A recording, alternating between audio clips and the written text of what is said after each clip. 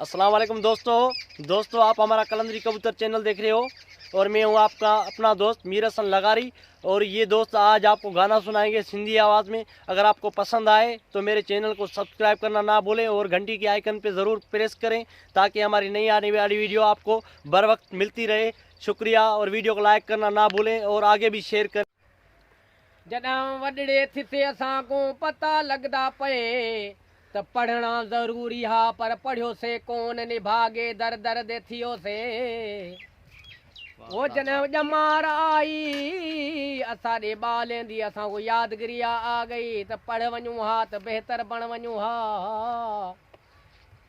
वो नंढड़ा हुयासीं कोन पढ़ियासीं यार असां बे निभागा थियासीं।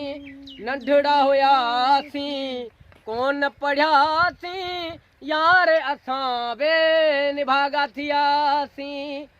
वो वॾड़ा थियासीं माल चारियासीं समझ जे लाइक थियासीं कराए छॾी असांजे माइटनि शादी।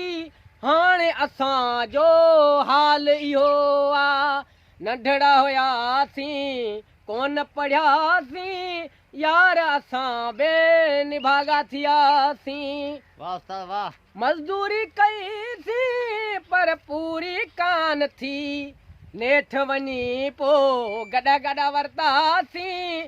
हाणे असां बि वहायूं पिया हाणे असांजी उमिरि अहिड़ी आई आ हाणे असां खां खजे नथी का अन जी ॿोरी यार असांजी थी वई मजबूरी। नंढड़ा हुयासीं कोन पढ़ियासीं यार असां बे निभागा थियासीं। हर हर जे दर ते वयासीं हुननि बि चयो बे पढ़ो वञी पर असां बि वॾनि संदूकनि जा पासा वठी थे लिकासीं। नंढड़ा हुयासीं कोन पढ़ियासीं यार असां बे निभागा थियासीं। वाह उस्ताद वाह। हर हर ते कंहिं समझायो पे असां उन खे कोन ॿुधोसीं।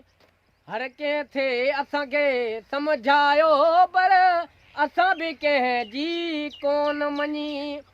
माइटनि खे थे चवंदा हुयासीं 5 रुपया ॾियो त वञूं स्कूल। हुननि वीचारनि पट सट करे बि असांखे ॾिना पे पर असां बेजानी कोन पढ़ियासीं। नंढड़ा हुयासीं कोन पढ़ियासीं हाणे इन्हे खे सोचूं पिया। हर हर ते कंहिं समझायो पे असां बि यारो कोन पढ़ियासीं। हाणे असांजो दौर इहो आ ॿियनि खे पिया समझायूं पर उहे बि असां जहिड़ा निख। शाइर तां मोहम्मद लिगारी चवे थो नंढड़ा हुयासीं कोन पढ़ियासीं यारो असां बि निभागा हुयासीं।